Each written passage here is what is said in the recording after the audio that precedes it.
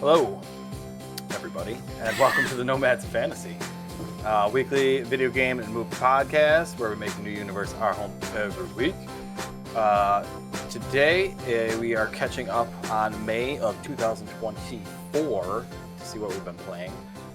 With me today, we have two of my bestie friends, Brandon. I'm Batman. Okay, or Batman. And Eric. I'm not Batman.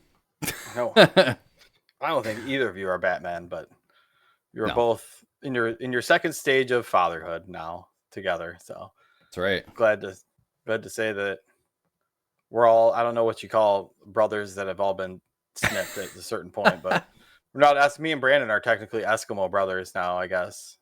No, I went to a different. What does that even mean? Oh, we didn't. You had the same doctor? Yeah. I've never heard that term before. No, it's for sleeping with the same person. You're an Eskimo brother. Oh, so the same. You're saying the same person. Well, same touched your same balls. ball doctor. Yes. Right. Okay, gotcha. We are talking about vasectomies specifically. Yeah. Dave had his done before, but I literally had mine How long done ago, a week ago. And was yours, Dave? It was a while ago, right? I remember it was when Kingdoms came out, that video game, probably about 5 years, I think. Oh, okay. All right. Oh, okay. And Eric had his yesterday. I was gonna, Brandon, you got yours in a week ago. I had mine yesterday. I'm still icing as we speak. Just to make sure. Taking time, you get no swelling. Got to take it easy a little bit. Yeah, it's good. You get some good video game time in, unadulterated. I'd say, like, I won't say stress-free, but like guilt-free gaming. Guilt-free. Yeah. I will say, I mean, as much as people hype it up, wasn't bad at all in my experience. It's not that bad. Super simple, super quick. If you're considering super it, awkward, I'd say do it. Once you get over that initial awkwardness of someone else doing stuff down there, it's nothing fine. you can do. It's fine. going to be over. Yeah. They're not going to talk about anything after, like they're professionals. They're professionals. They're going to go home and they're going to gab. You see how this waiter was hanging out? Should have seen this dude's balls today when I was at work. Oh my god! Well, I just think about, like, he had so many freckles on his wiener. You know how many different sets of fucking balls they see every single day? Like, yeah. Yours aren't as long any as it's special. normal looking down there, you're probably fine. Exactly. There's nothing. It's not. But I will say this. There is an odor that happens that nobody warned me about. The cauterizing. I was like, wait a minute. Oh yeah, that's right. Oh, that's the. I didn't think I would. The singeing. You smell like burnt wire out of nowhere, and you're like, The guy. I didn't feel that. He warned me about that. Like he was like, You're gonna notice a little smell. That's just the cauterization. I'm like, oh, yep, I smell it right now. It's a funky, it's a weird smell. Vas deferens, your tube just getting sealed shut. Yeah, right. I didn't know what to do, and there's no music. I just hear the sounds of his tools, and I'm like, music. You want him to be playing, like, are you the? I know, anything. And I'm like, so are you the guy who owns the Cybertruck out there? Oh, there's a Cybertruck I don't know. there? Yeah, somebody was driving. There was a Cybertruck like parked somewhere in the parking lot, and I thought it would just be funny to ask him if it was. So how about the weather? How about that the Cybertruck? bills? Yeah, right. Making small talk while he's elbow deep. Oh, then I asked him, does your vehicle have the balls hanging from the your car? That would be pretty good. I don't know. That is good. He laughed. He like said no. The Kramer ass man license plate. Exactly. Ass man. But because of the vasectomy, though, like, yeah, you do have time. You're just sitting there on the couch, and the doctor's like, you need to just sit still, just relax, and just take it easy while you heal. Nothing. Ice it up. I watched a bunch of stuff, and I'll kick us off real quick. Do it. I was like, I don't know. I love myself some Denzel Washington, and there's been like 3 of these Equalizer movies, so I'll watch one. So it's basically, what if Denzel Washington was John Wick? That's kind of what I got. Or like Man on Fire meets John Wick. He's just a good Samaritan, unknown past, and he's got the Sherlock Holmes ability where like he can count how long something's gonna take, and he can like look around in like mere seconds and assess what's gonna happen over the next few seconds, and then he just kicks the living shit out of anybody that comes his way. He's just always cool. He's always walking in slow-mo, explosions behind him. It's great. I'm curious if the Equalizer was once made like an Indian flick. It's after you watch like a couple movies from India, Hollywood movies, there's like a style that they have, and I kind of got that vibe a little bit with these Equalizer. But 10 years old, came out in 2014. Cool. Yeah. And it's weird because they have 1 and 3, I think, on Netflix, but they don't have 2. And I'm like, what the hell? That's weird. Right. I didn't even know there was more than one. I thought it was just a one-off movie. Huh. Yeah, people liked it. Sting. It's Denzel, though. I mean, the guy is of course, always good in everything he does. So nice. Was that the highlight of your Ball Watch 2024? No, it's gonna increase. I have like 4 movies that I've watched. Oh, really? Okay. All right. Let's jump over to Eric. I'll sprinkle them through. What happened on your Ball Watch? What did you get into? Well, I was playing. I've mostly been playing my Steam Deck and my Switch a lot lately. I mean, nice. New baby in the house. I haven't really touched my Xbox or PlayStation all that much lately. Yeah, so. We never see you on anymore. No, it's been it's been a little bit since I touched those. But I dipped a little bit into Hades 2. The early access there. Oh my god, I keep forgetting about that. Yeah, how is that? Nice. Yeah. It's good. It's really good. I mean, I only dipped my toes in it. I played a couple hours of it so far. I haven't really done a deep dive, but it's more Hades. It's a different character. It's Zagreus's sister. And she's, instead of trying to kill Hades, you're trying to kill Kronos. It's the god of time. I don't know why yet, but obviously there's a whole story behind that. But no, the gameplay is really fun. It feels more or less the same as Hades. There are some additional gameplay elements. What's that? Hades 1.5? Yeah. Hades 1.5, would you say?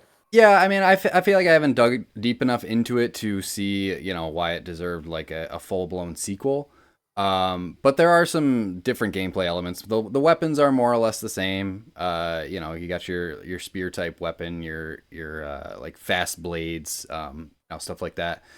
But they have like this card system where you can put on different perks. So you have a certain amount of points to spend, and you can put on these different cards that give you certain abilities like health boost, or you find different pickups, or your magic costs less to cast. Do you get cards randomly? No, you unlock them. You unlock them as you go. Is this like Balatro Jokers? Like, except in Hades? Sort of, but it just gives you them to your set. Yeah, it gives you extra perks that you can turn on and off, depending on your build that you want to do, or for each run. So that's the biggest gameplay shift that I've seen so far.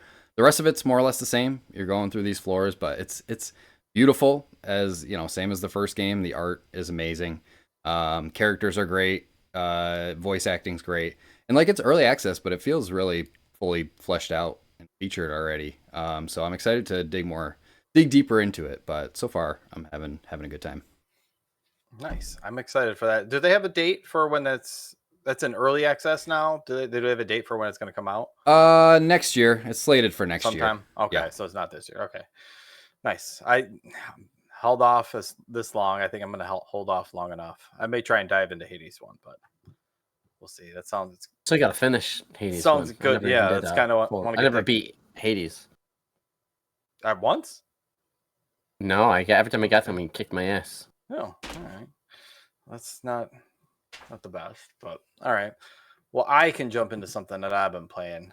Eric's grabbing a drink here, but Brandon, this is a Brandon-ass game that I've got into. I've been hearing a lot of buzz about it. It's called Lorelei and the Laser Eyes.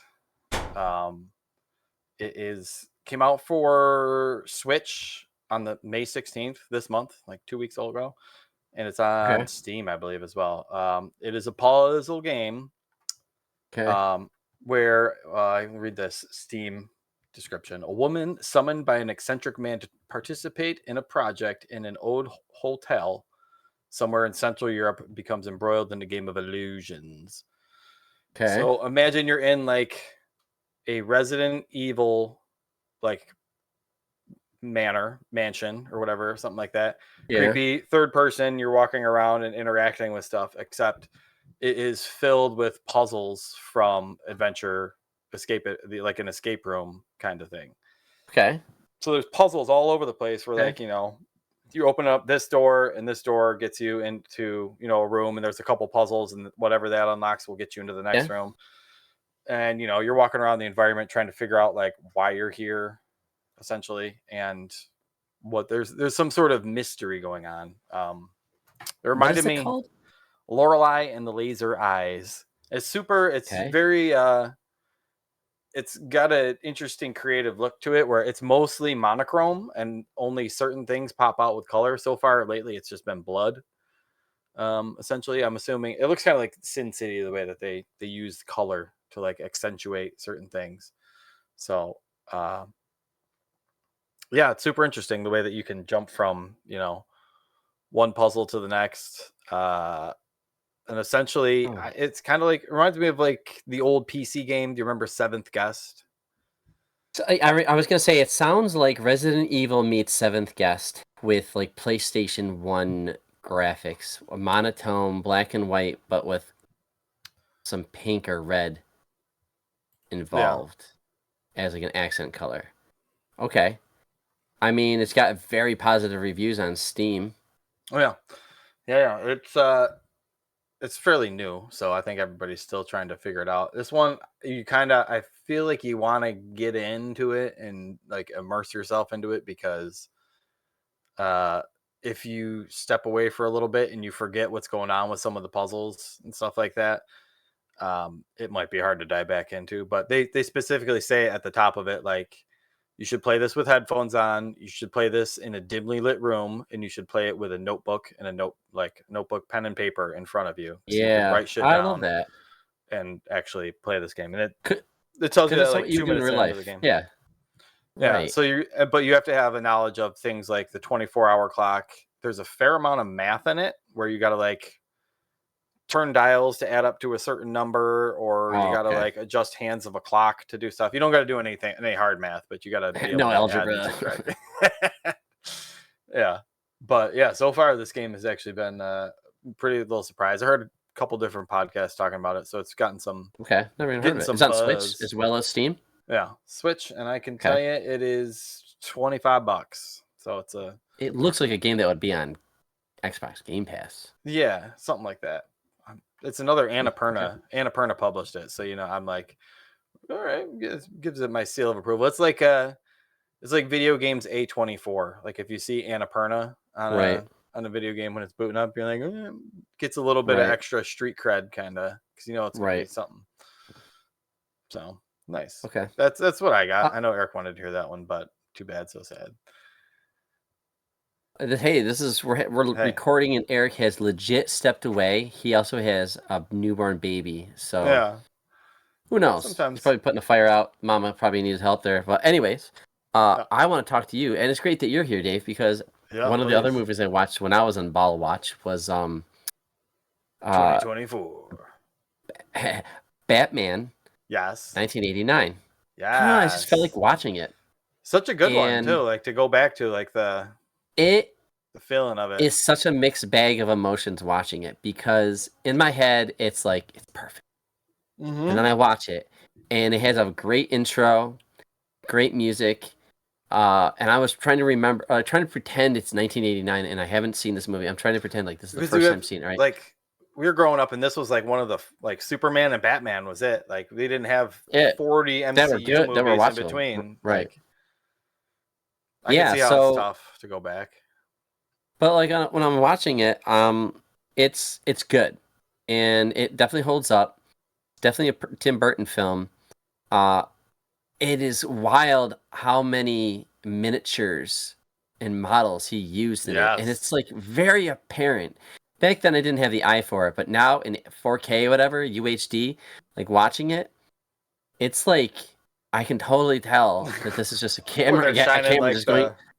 They're shining the lights up on buildings and stuff, and you can. Dude, any of the pans going through the city is all just models, and it's good, but it's just wild. And then like there's a scene where the Batmobile crashes, and it's totally a fucking model. and it's great. Mhm. But it's just like even though I think that's aging now, and I can see it more. I also feel like I kind of miss it. Like, man, it's just such an innocent time where people were making miniatures and crashing shit into stuff and filming it. Yeah, Like that's that's old school Star Wars was miniatures and practical effects hold up. Like it's not like you're gonna yeah, see like shitty just CG fun. where it looks where the lighting's off or stuff like that. I mean, George Lucas went back and fixed all his old shit, so but And then that's a different thing. I didn't realize, I guess at the time, how many characters were in it. Like Harvey Two Faces in it. Mm-hmm. But he doesn't like turn into that. It doesn't go anywhere with it. He's just in it, and he's played by Lando Calrissian, Bobby Lee, Billy D. Williams. Billy D. Williams. Thank you. He's just playing Harvey. There's the Commissioner Gordon, but he's not much of a character in it at all. He's just kind of one of the background characters. There's the Vicky Vale character. Vicky Vale character. She's built up to be like a special character in the story. They keep saying she's special. She's special. He thinks she's special. Alfred thinks she's special. But then it never goes anywhere. They make the sequel, and it's like it's not has She's the sequel. It felt like it made nothing to do with the first movie. It felt like they just made the sequel just because like shit we didn't. All right, let's make it. The first one sold a lot of like a lot of shit. The second one was Catwoman and Penguin. Catwoman and Penguin, yeah. And I remember that one. I don't think like that one was a lot more hyped up because this one was everybody loved this one so much. But then there was Kim no Basinger was not in that one at all. Not in it. None of that whole side plot was not in there, and none of Two-Face Harvey Two-Face. He wasn't in there. Happens. I like the like the Joker as like his origin story in there. Seeing Jack Nicholson. It's an interesting story. It's kind of like I do like it, and I'm trying to fight the nostalgia. It's like objectively, is this a good movie? And it is, but the story is all over the place. It really makes no sense. I'm trying to like think about it, and I'm like, Jack Nicholson is just like this punk gangster, and he's working for Jack Palance's character, and Jack Palance has tried to have him whacked, killed off, but he survives. He comes back mutate. He comes back looking like the Joker. He's back as the Joker. He just takes over, and the city's concerned about this event, this parade happening throughout the whole movie. Bicentennial. You gotta celebrate. And they can't have it. Yeah, and it's just too violent. And then the Joker just shows up. Shithole. Like I don't blame him for like not wanting it. And then the Joker just shows up at this like event with the tree or whatever, and he just like shoots a bunch of cops, and Bruce Wayne's there, and he just watches it, and he's just standing there like what? It's very bizarre. Like when you watch this movie objectively, he throws the pen into the dark dude's throat or whatever. Like it was, but it feels like a comic book movie though. It feels like this is kind of like weird, wacky shit that happens in a comic book, right? Like it had a certain, I don't know, the tone of it was. Like I don't want to say campy, but it was, it had a certain goofiness. It is campy, but it's also really cool and menacing. It's a very well done movie. It's just one of those things like, why does this work? Because when I watch it, it's like it kind of makes no fucking sense, honestly. And people pick on like the stories today, like storytelling, and I'm like, I mean, like this movie is kind of loosey. I mean, I think we should put it in for a main episode. I would like to dig into it and talk about it. It is one of my top movies as a kid, like going back and watching it. Yeah. Yeah, this is cool seeing it. It's got that, it's got that weirdness to it. Like I even had like trading cards of it when I was a kid. Like I don't know, it was hot shit theme for song. 89. Oh, that is great. And he had Prince too. Yeah. Yeah, that was really good. Again, the Joker with like the whole art scene when him and his crew just walk in with the boombox, awesome. And they're just adding spray paint. It's just like so stupid. It makes no sense. Joker. It's his craziness. And then like I don't know. He's so crazy. He's throwing paint on stuff. So stupid, dude. That's what he's doing is destroying beautiful things because he's looking at the other side because he's all fucked up. So he makes things fucked up and says that they're beautiful. Right. Sure, whatever. It's just silly. But as a kid, you're like, oh yeah, this guy's bad. He's throwing paint on paintings. Just some editing mishaps, and I saw that when I was watching. It was pretty funny. No, and then Batman. I thought Batman doesn't kill people. This Batman literally is blowing people up, throwing them around. Like they're being killed left and right in this movie. I don't know. I don't remember him killing. He's legit killing people, like, dude. The whole third act, he's like fighting all these people. He's like kicking them down entire things. He's horribly maiming them, but he's not killing them on purpose.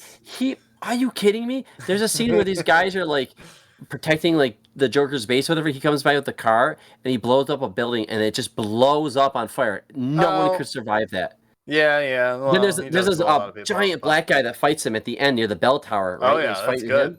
He straight up kicks him and kills him, sends him down like 30 floors. That guy's dead. He's killing these people. He's totally killing people left and right. Some of them deserve it. I'm just saying. I remember he gets his face bashed into the bell. That's a good fight up there in the bell tower. It's a good fight. It's a really good. That guy that they got, he's a big guy, and it's a cool fight for sure. Yeah. I don't know how big Michael Keaton is. But I would love to talk about that movie in depth, because like right after I watched that, I was like still awake because I took a nap before watching these movies, so I'm just like wide awake, but the family's in bed. I'm like, all right, it's gonna be a late one. I'm gonna watch another movie. I watched 12 Angry Men, which is I can see why it's a classic. It's got 100 Rotten Tomatoes. Old movie, right? 1958. Dude, it's so old, but it's crazy because the next day, Trump's verdict came in on that state case. Oh yeah, where he got like 23 felonies on him, right? 34. And it was the day. What was it? What did I say? 23, 34. Sorry, 34. Sorry, 34. 34 felonies, and that was like, it was just interesting because I just watched a movie that talked about. And we don't get into that because I think it would be another episode to talk on here, but 12 men go in, and the movie starts off with some young kid is on trial for murder, homicide, and the 12 people go. So you've heard the evidence, and that's it. You don't hear the kid talk. You don't hear anything from the case. You just hear that statement, and they go in a room and they sit down. They're all right. Well, we can make this quick, I guess. Let's vote. And everybody says guilty except one guy, Peter Fonda, and Peter Fonda is just like not guilty. And like, you think he's not guilty? He's like, I don't know if he's not guilty. Henry Fonda? Yeah, Henry Fonda. That might be it. Henry Fonda. Henry Fonda. Old guys. A lot of old guys. You recognize some of them, but anyways, so Henry Fonda's just like, I don't know if he's guilty. I just feel that like we should at least take 20 minutes before we sentence this guy, because in this state, he will be executed. A young man will die if we just say, so let's just go over and talk this through. And everybody's upset. And one guy's got tickets to a baseball game. Other guys are clearly, it just exposes like some of their racism, or just like their issues with their own sons and trouble they've had. And then like just evidence comes up, and it really is a good study on like people are just so fast and quick to pass judgment, that what if we just stopped and actually thought about it and just took the time to think, all of us together, and think one by one, though, they all come to face their verdict. Do they think it's guilty or not? I'll let you watch the movie, but it definitely holds up. You would think. Don't spoil this fucking 80-year-old movie. No. How old it is. Yeah. It's just crazy because it takes place in one room.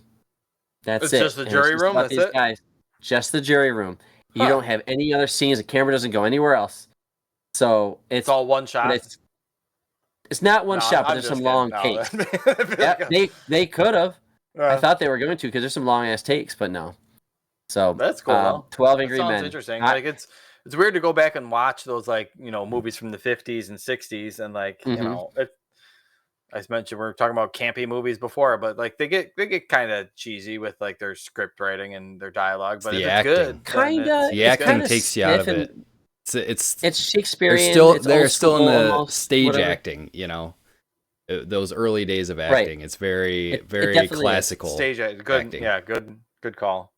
But I will say, I went down this rabbit hole and I was looking at all these old movies, and all of them have these very dark, violent plots. Like this one's about like a court case, like somebody's being convicted of murder. Yeah. And I looked at other movies, and it's just like all of them have to do with murder and death.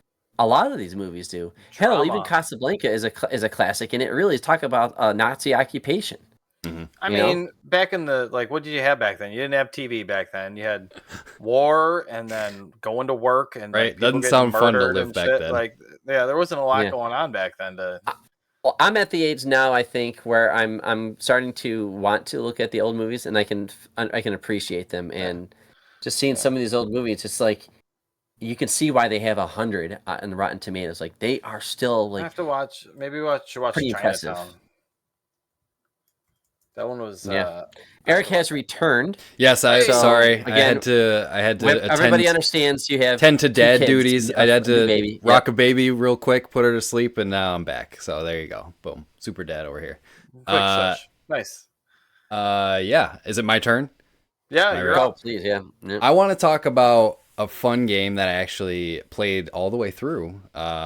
It's a little game on Steam that I've been hearing rumblings about, a little indie game. It's called Minishoot Adventures. I don't know if you guys have heard about this one at all. But it's a cool mashup of a couple different genres. It's like a bullet hell shoot 'em up combined with a Zelda-like game. Oh. So okay. You're a little ship. Think like Link to the Past, but you're a ship instead of a character. So you're a little spaceship flying around. And it's like a classic shoot 'em up. So there's enemies, and then different enemy types will shoot different like bullet patterns. I haven't really been into like these bullet hell type games before, but like combining it with this other genre really hit for me for some reason. Like I beat this game in like, I don't know. I mean, it's a pretty short game. I actually 100%ed it. What's a shoot 'em up? It's you're shooting things up. Yeah, it's top down shooter. Like, is it dual stick? Think like Galaga, like 1942 or Galaga, all that stuff. Right, exactly. But it's like in the style of Legend of Zelda, Link to the Past type. Top down. You're exploring a world. I 100% of it. I got every collectible that there was to get. I beat all the bosses, all this stuff. And like it only took me like 10 hours to 100% this game.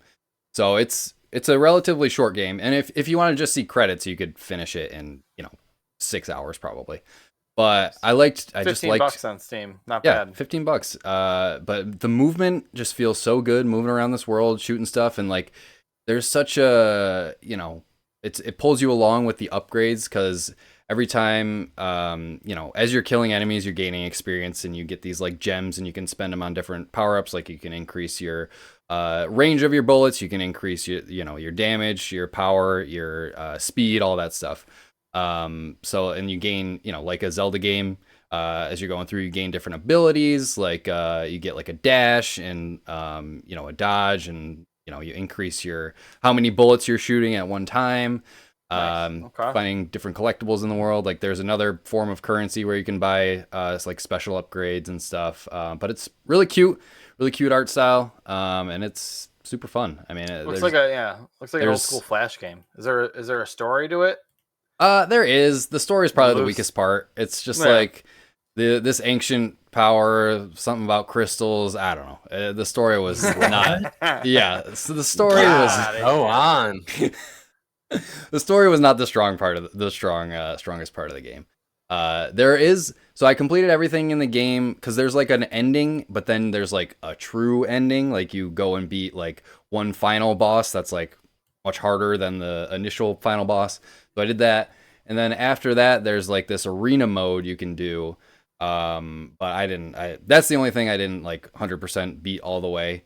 But everything else, like I got all the collectibles. I 100%ed the map. But there's like a bonus arena area that you can do. So I might dip back into that, but I feel like I tried a couple of the initial ones, and they're actually pretty fucking hard. So I was like, I don't know if I'm gonna go back to this. So, but only on Steam, I think. It's only on Steam right now. Windows and Mac. That's it. It would be like a perfect Switch game, because I played it all through on my Steam Deck, and it was perfect on the Steam Deck.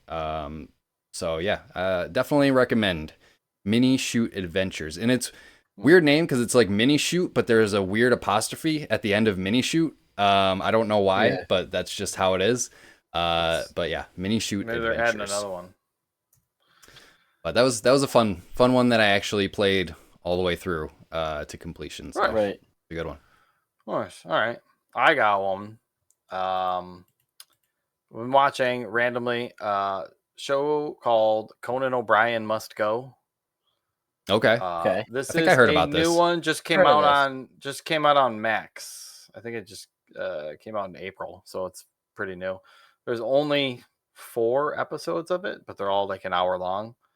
But it's literally Conan, like he's interviewing random people from around the world on his podcast, and they show clips of it or whatever. But and then he just like goes to these countries and just shows up on their doorstep, and then it's kind of like an Idiot Abroad, where if you like Conan's style of humor and his wackiness kind of shit, this is actually really good because like he's it's a complete jackass at certain points and just walking around in an unfamiliar place being Conan, and people who have no idea who he is just interacting with him and immersing in their culture. He's a giant man too. Yeah, right. Eating their food, a giant redhead. There's 4 episodes. He goes to Norway, he goes to Argentina, goes to Thailand, and then Ireland. And I've just the Ireland one left to watch, but they are laugh out loud fucking funny because he does fuck with lots of people and all sorts of other countries. I don't want to spoil anything. It's on Max though. It's on Max, yes. Which I don't know how it got stuck over there. It's cool. Yeah. If you like Conan, like I don't need to go into any super detail on this, but if you like Conan and his style of humor, it's definitely worth a watch because it's. I don't know. My wife always wants to watch like something funny, or I don't know, some sort of game show or something like that. And you explaining this right up the eye. Reminded me, if you guys are into that, you should watch. I don't know if you guys ever watched Nathan For You. I think I mentioned it to you guys before. I've seen but those are good. That show is that's one of the funniest shows I've ever seen. It's so good. And like there's some episodes later on in the series that are legitimately like heartfelt too. Like this, like he tries to find, like in one episode, he tries to help this guy find like his long lost love, like this girl that he met when he was a kid. And this dude's like in his like 80s or 90s. But he's like doing all this work to try to find this one girl, and they finally, find her, and they get them to meet up in the present. Like, I don't know, there's some sweet stuff, but it's also like one of the funniest shows that I've ever seen. So if you're looking for something funny, I would recommend that. It's sort of, you have to like that kind of humor, like that awkward humor, because it's a lot of like he's interacting with real people who, don't know that they're on they know they're being filmed, but they don't know that they're on like a comedy show. So it's like a lot of awkward interactions with people, and that's what makes it really funny. Rescues restaurants and shit like that. Like comes up with the dumbest ideas on there, but sometimes nice. Who wants to go next? I got a couple more things, like quicker ones. Yeah, I got 2. Yeah, I got 2 things. I'll do one thing real quick, and then save a couple for quick hits on the last one. But I don't know if I told you guys this before, but I used to be a longtime subscriber to Gamefly. I don't know if you guys are familiar with Gamefly. I used to be on there. But it's a good service. I know they went out of business. Well, no, they're still in business. Are they still going? Yeah. Yeah, because I always had a list like this, and all the games I wanted, they always sent me the ones at the fucking bottom of it. So yeah, they have that. That was always the issue. That was always the issue with Gamefly. But they emailed me, and it was like a returning subscribers, like for your first month, it's $1 if you renew your subscription. So I'm like, okay, I'll do a month, just because there's some games that I want to play, but not necessarily buy. Spend the full $60 on them. So they send you a disc in the mail. So I got So they sent. I got Bowser or the Super Mario 3D World plus Bowser's Fury, the Switch remaster. I played through all of Bowser's Fury. It's really good. I had a really good time with that, just because it gives you a taste of like what an open world Mario game would be like. Because like it's one open world, but they have like little areas like where you can collect 5 different shines or whatever. And the whole mechanic of like Fury Bowser rising up out of the goop, and you have to fight him every so often. And you can only unlock certain things when he's active and stuff. Like really cool. I never finished it. I forget I have that game, honestly. Dude, it's really good, and it only takes, I don't know, 3-4 hours to finish the whole game. I mean, obviously there's 100 shines in the entire game, and you have to get 50 to get to like the final encounter with Bowser, and that didn't take long at all. So like I didn't 100% it. I didn't get all the shines, but it wouldn't take you long to get everything. Like I said, I beat it in like 3 hours probably. But I had a lot of fun with that, and then I also tried Mario versus Donkey Kong on the Switch, which Brandon, you were talking about that. It's fun, but like I feel like once you get the gimmick, it kind of wears out its welcome pretty quickly.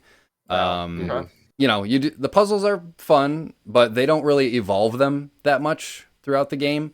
Like I got to the third world, I think, and then I'm like, all right, this was fun, but I think I'm done with it. Like nothing was pushing me, you know, to finish it towards the end, but it was still fun. But yeah, I probably won't continue my subscription after this first month, but I really want to get Mario Wonder because I haven't actually played that yet, and I don't want to. I don't want to spend the money on it because I'm cheap. So still just shocked that GameFly is still around and that they're sending. There's still video games being sent through the mail. They are still sending them. Yeah. Wow. I remember when Netflix used to. Well, first I think it was. Did Blockbuster do games or was it just movies through the mail? Yeah, they did games too. Did they do games? I remember subscribing to the Blockbuster service first, and then Netflix came around with the disc-based service, and they had games too. And then I did GameFly for a long time, like really long time. But it's pretty expensive now. Like if you want, there's 2 different plans. You can do a 1 disc or 2 disc at a time. The 1 disc is like $15. The 2 disc is like $25 a month. So it's. I mean, is Redbox still around? Yeah. Yeah, I see. They still have games. Remember Redbox? Yeah. They have games in Redbox? Yeah, they have games at Redbox. Yeah. Oh yeah, I've done it. I did it a couple of times, but I mean, once I got Game Pass, I was like, peace. Right. Let's just try games like this. No, that's the way of the future. But like I can get why GameFly might be a good deal to some people. Like I used it exclusively for like single player games that I would play through once and then I would never, touch again, which is why I didn't want to buy them. And it's really good for that. And like, if you're paying $25 a month to get 2 games and you end up finishing those games, like that's a pretty good deal to be able to play through those games. But you've seen that a game is $70. Yeah, exactly. But and you're motivated to work your way through that game because you're like, fuck, I gotta get this sent back. Like I gotta work my way. And that is very true. I feel like that's a good motivator. Because like, I mean, nowadays we have thousands of games in our game libraries, digital game libraries that we will never play. We're like, ooh, let's buy this. Ooh, let's download this. I'm never going to play that. Yeah. But it's just like, oh, I know I have this game, so maybe someday I'll go and play it. It's that eternal backlog that we all have. So, yeah. Well, it happens. What about you, Brando? What else you got? I'm going to grab a beer. Sure. Well, while he's away, I'll quickly talk about a racing game. Okay. There's a game called Grid that EA made. Oh yeah. And it's on Game Pass. It's called Grid. I think they maybe updated it or it's a sequel, but I think it's the same game. Grid Legends. And I'm liking it. It's a story-based racer. It just feels old school racing. Like more like arcadey. Yeah, it's made by Codemasters. It's the people who make Forza. Yep. I think that's Forza. Who's Codemasters? Codemasters? Codemaster is the they're like Who's Codemasters? Now I gotta look it up. Yeah, look them up because it was driving me crazy. I saw their name on this. It's not Gran Turismo. It was at EA though. It's an EA game. Let's see. And they do the let's see. I think they mostly do like the grid games. They do the F1 series. F1. Okay. Yep. Okay. Yeah, that makes more sense. Okay. Well, anyways, so I'm playing this game, and I say it reminds me of an old school racer because it has a story to it. It's using live footage between the levels. So I just go to career mode, and you're just like a rookie that just gets recruited by this team, and you have a partner that you race with. There's always this team racing, and each level just is different looking, and they're always driving a different car. It sounds good. It looks good. It's fun. The story is good enough that like it keeps me engaged. Like I was just streaming on Game Pass. Grid Legends by EA Games. Yeah. Did you ever play a racing game back in the like the old school racing games on PC or Sega Saturn or PlayStation? They would just have full motion video. Oh yeah. All the time to push the story along. But then you would race or do something in between, right? Okay. So that's what it just feels, I just like it. I feel like I'm watching these people talk, my crew, and then they talk about the next race, they talk about the team, talk about what's motivating them, and then next you're in a race. And it's actual I'm video? just really, and it's more arcadey. Like, is it people acting, or is it just like cutscenes? Yeah, real people acting. Oh, yeah, that's cool. Yep. Yeah, Codemasters did the Dirt games too. A lot of the recent Dirt games are great. Yeah, I really like Dirt. Their games? Dirt 5 I played. Dirt 5 was great. Mm-hmm. Every level was just so cool looking. So this is kind of the same thing. You're being an Ford GT, or you'll be in a truck or like some old school car. It's the variety's there. I'm liking it. I'm only playing through the single player. I'm not sure I'll even touch the multiplayer. I might, but if I feel like I'm playing a racing game online. But now, here's why I thought it was Forza. The people that made Forza. Because it has those green lines, arrows, that tell you where to drive, and then it turns yellow and red. Oh, yeah. And that started with the Forza games.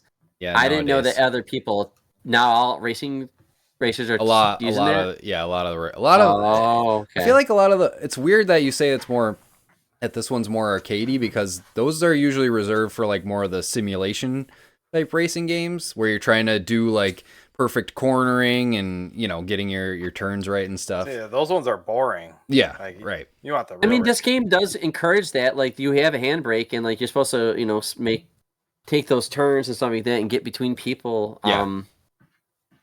I don't know. I mean, I used to play racing games all the time, and I thought it was really... I don't know. Anyways, there's a lot of racing games out there. I feel like Gran Turismo or Mario Kart or Forza get all the talk. And I know some of these games have tried, not really done well. I think Need for Speed's really lost its way. But I thought EA Games has a good one. Grid Legends, I thought it's not that bad. Nice. Cool. Yeah. I don't play many racing games these days besides like I love the Forza Horizon games. Like I'll always play a new one of those. But like that's just so big though. It's just so much to do. That's and true. I'm like, I just want you to tell me what car to drive and just I want another Burnout game. The Burnout games. Please. No, give me Midnight. I want that Midnight Club what was Dub Edition. Midnight Club, dude. Oh my god, Midnight Club night racing with your boys. It's so fun driving through. Oh, that shit was great, dude. That early 2000s was peak online racing. Oh yeah, games. There's so early days of Xbox Live. Project Gotham. Mm-hmm. Yes, dude. There was just so many good racing games back then. Yeah. All right. Well, I got two more quick ones. Sure. I talked about SteamWorld Heist on our indie game episode. Yeah, I remember that. One of my favorite indie games. I'm playing through that again because it was like $2 on Steam, so I'm playing that on my Steam Deck. And it was on sale because they are coming out with SteamWorld Heist 2 very soon, which I'm very excited about. So I'm playing through that again in preparation for the sequel to that. Still great game if you like that kind of game, and it's like turn-based strategy game, which is my bag these days, so I'm really enjoying that. And last one was I mentioned before that my son has really been into Pokemon a lot, so we're playing through Pokemon Sword, which is like it's not the newest Pokemon game. It's like 2 games ago, but it's on the Switch, and I'm just having fun. I'm having fun getting back into the world of Pokemon. Yeah, it's like catch them all. I'm like reliving my childhood over here vicariously through my son. It's the best, right? Yeah, it's the best love part that, of being dude. a dad. I love it. Yeah, it's like I mentioned Lorelei and the Laser Eyes earlier, and I have one kid with the controller, and then the other kid with the clipboard and the pencils, and like they love taking fucking notes and stuff, and they're like solving puzzles and shit. And good for you, man. I was talking to my son. He's 9 years old. I go, all you do is play multiplayer video games. You play no single player. Everything is multiplayer. If it's on Xbox, it's multiplayer. If it's on the tablet, it's multiplayer. Roblox. If it's on VR, it's multiplayer. He plays no single player games. And then my 5-year-old, I'm like, we're playing the SpongeBob game together, bro. Bikini Bottom never played it. Let's play it together. And I make him do it until I need to take the controls. But like, I'm making at least a little one. Gotta play some single player games, but broaden your horizons. Get that gamer brain turning. Sometimes you just want to be left alone. It's just fun having little kids play games and see how they play and how they, watching them get good at it. Yeah. I'm usually even good use of the double jump off the wall. Well, we got Summer Game Fest too going, and I highly recommend if you got kids that age, watch the Summer Game Fest and watch all the trailers with them, and like it's a nice thing to do. With I think my 7-year-old's fucking like he fucking. I don't blame. I'm not here to say it's not, but I just want to know why I could not. I don't know. Sit down. All right, kids. What? We're not going to play the games.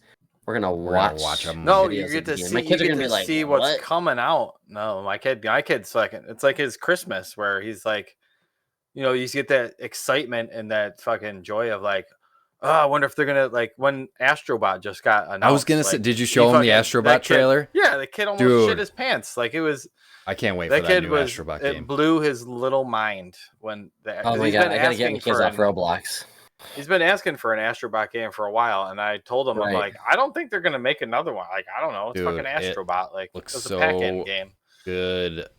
They just came out recently saying like that game's gonna be like, I forget how many times bigger than Astro's Playroom, but like it's a I've full never even blown heard of this Astrobot.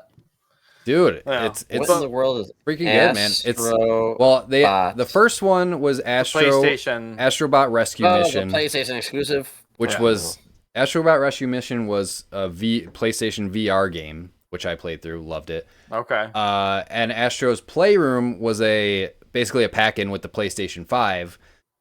It's and it showed off all the new fancy bells and whistles with the DualSense controller and all that stuff. Yeah. So but I always thought it was kind of like a gimmick because like everything in the game is built around PlayStation. Like it is, but it works for what it is. But like them blowing it out into a full 3D platformer, it's full game, it just looks exactly like what I wanted. Like it's on the level of like the 3D Mario games. Like it's that good.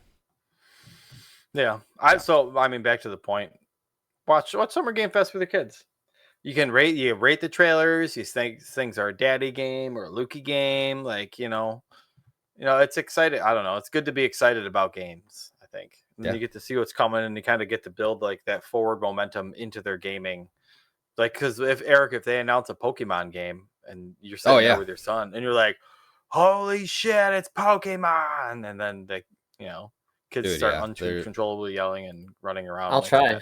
My kids never react to trailers. They don't even finish them. They just leave the room. And I'm like, what if there's a Roblox trailer? Whoa. Roblox trailer. Roblox has just like killed my son's. I can't take it. It's just watered down everything. Like it's just like I'm playing football, but it's like. It's a shitty version. Watered down. Yeah, it's all he cares about, and it's all him and his buddies want to play. It's just horror. Horror games and you have Game Pass. You have this ginormous library of amazing games to choose from. They don't care. Dude, Roblox, I was playing Uncharted 4, and they're watching me, and they both fell asleep watching me play Uncharted 4, and I'm like, this isn't melting your brain. Like it looks so good. You can't appreciate it, man. Solving some play puzzles with and then they're just those shitty 3D shapes and just jumping around. They'd rather with shitty physics. Dude, they discovered fucking Mr. Beast, so now I'm just having Mr. Beast on in my house every day. Oh god. So I know it's really hard to control and not be controlling, but control what your kids do in their free time. Steer them in the right direction. I mean, it's like the old bait and switch where like you got to be careful because your kids can't be like. you can't have them talking about like shit that like and then like they go hang with their friends and they're talking about today's stuff and they're like, I don't know what that is. I don't know the old stuff my dad talks about.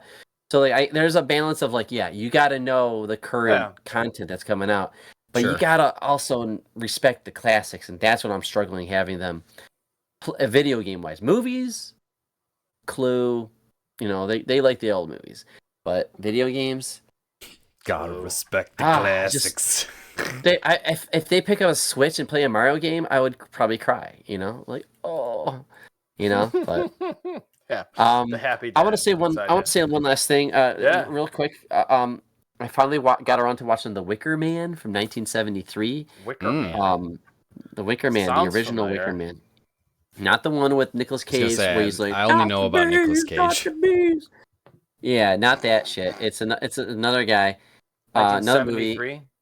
Yeah, and it's got actually has a cult leader who's played by Christopher Lee. He's got like a fro, and he's kind of youngish looking. He's like in his 50s. Prime time for cults in the 70s. Dude, this movie, it's like once you see it, it's like Akira. It's like I've seen so many movies rip this concept off. I feel like I don't hear anybody talking about The Wicker Man. Dude, you watch Wicker Man, and then you'd be like, well, Midsummer's a ripoff. Okay, I mean, yeah. Like I'm looking at the movie cover, and it looks like Midsummer. It is, dude. It is everything. Dude, this guy is a police officer, and he's from the mainland. And this island had reported a young 12-year-old girl is missing, feared to be dead or something like that. So he flies in on his airplane to this island in the Scottish Isles or whatever.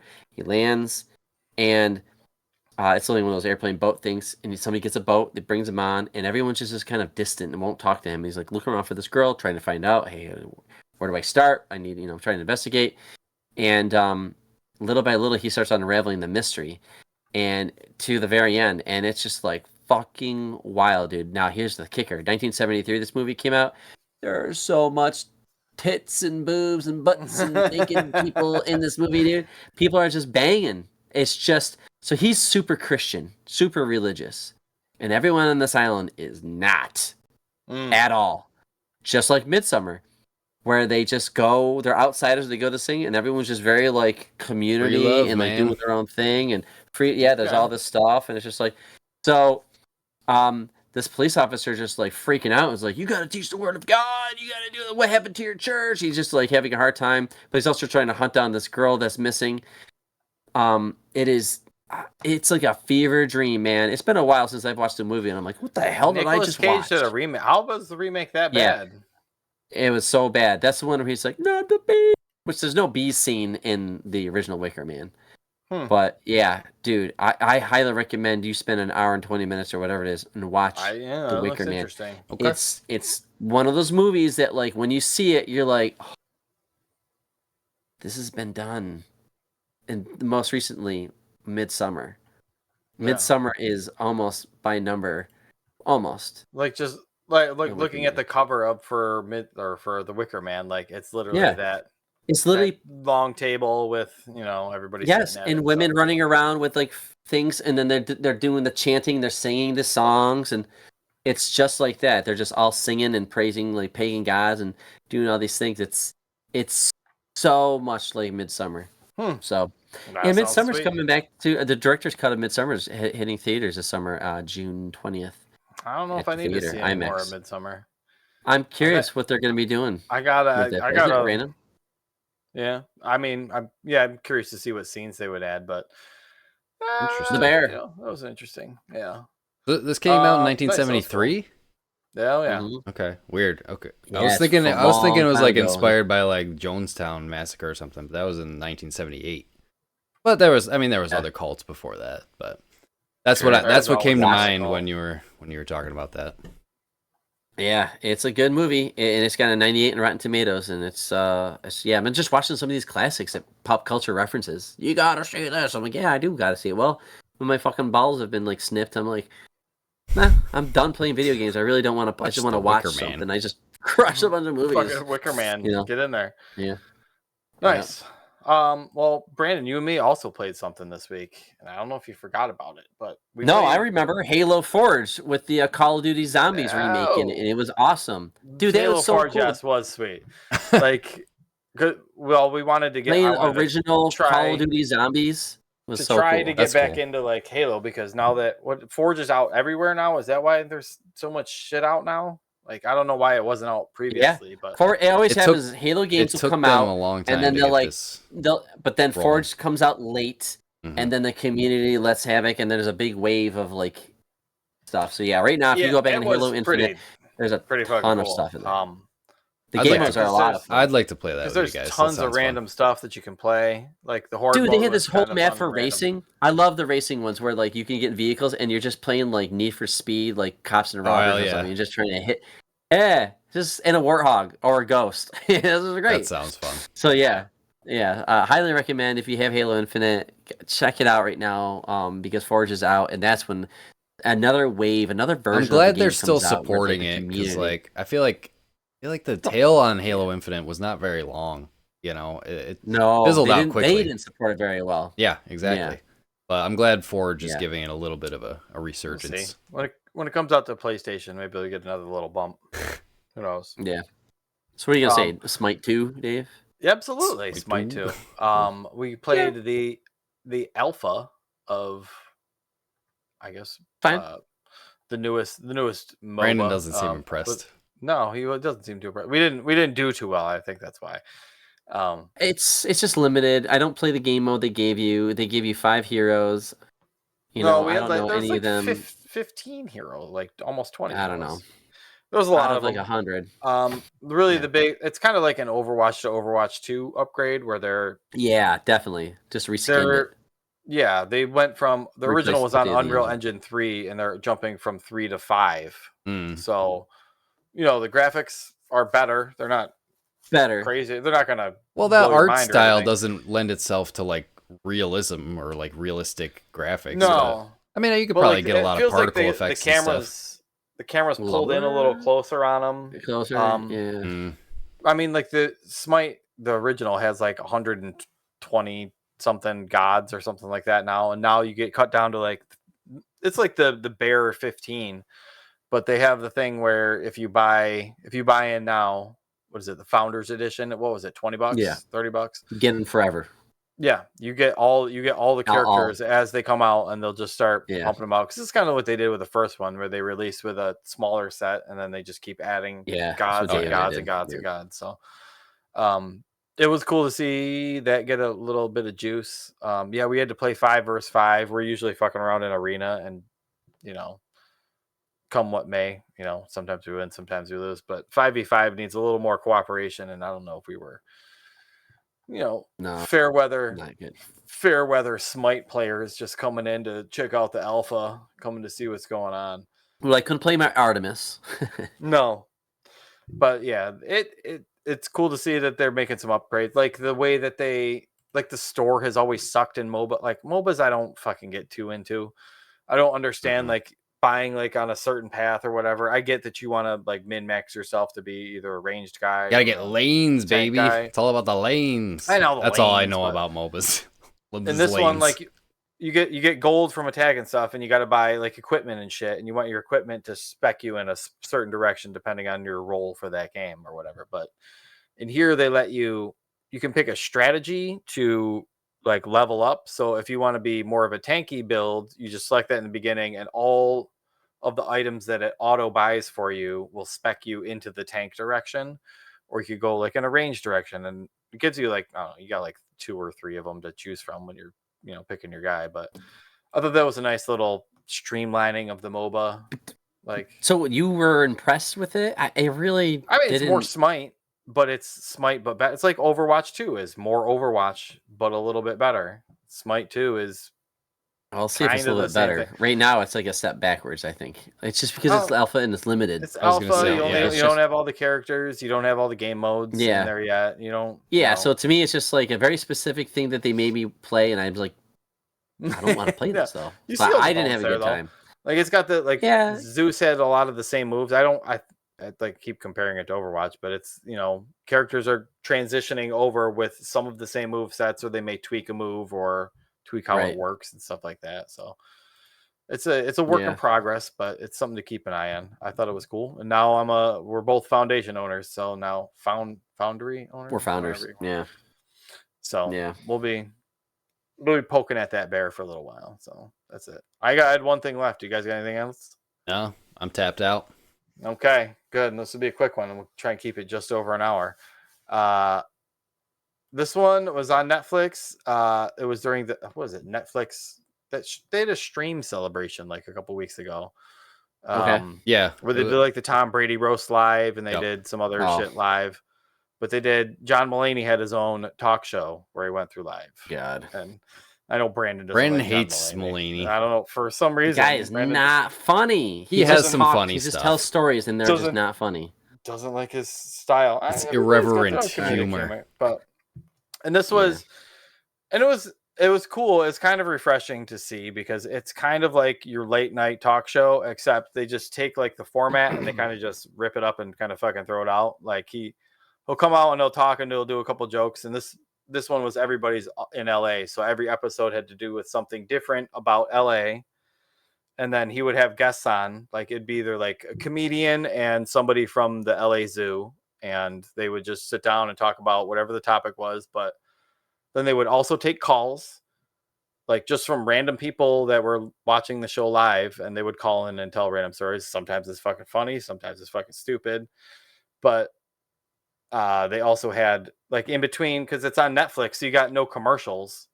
So they would go to like pre-recorded skits of stuff, or like they'd go to seats in the audience where like Will Ferrell would be playing like a character in the audience, like creepy old dude that goes to like the LA Lakers games or whatever that everybody in LA would know, like that kind of guy. And Will Ferrell would be playing him, and just like he'd just be in the audience for like 20 minutes and just, while they're trying to talk to somebody on the phone, he just start fucking yelling random shit from the crowd, just being a complete asshole. But it was cool the way that it's like a show about, like somebody was calling it a show about nothing, where like they have a topic that generally guides them, but more or less it's just like there's no set commercial breaks. They're kind of just fucking around and doing whatever they really want. Yeah, I've heard it's weird. As they go. It's a weird thing to watch. It's weird to get used to, but I mean, they had Bill Hader, like the one episode they got Bill Hader. They got this black comedian lady. They've got like a Australian comedian lady. They got Mike Birbiglia. There's like 5 people on the stage.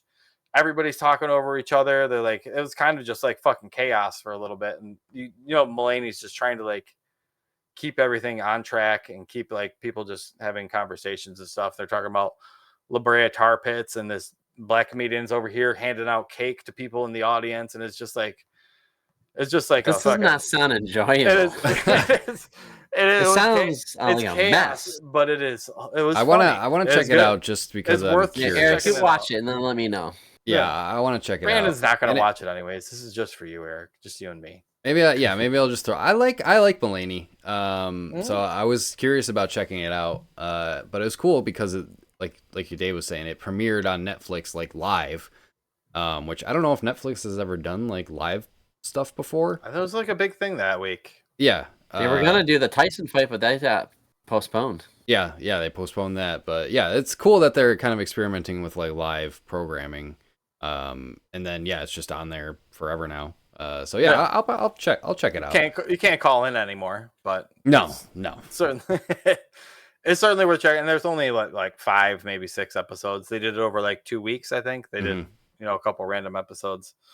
So it's funny, it's weird. It's kind of just like you almost want to like you should probably have your Steam Deck out, just in case you get bored. Right, just something to throw on.